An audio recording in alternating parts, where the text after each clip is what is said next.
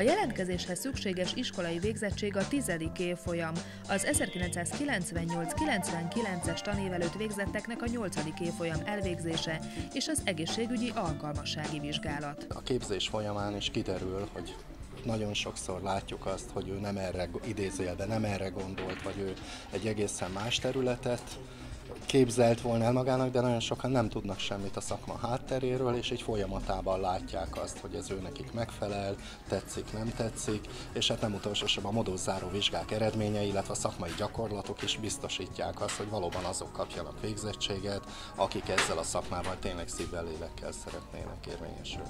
A képzésünk célja, hogy a végzett szociális gondozó és ápoló képes legyen az ápolási és gondozási alapfeladatok elvégzésére.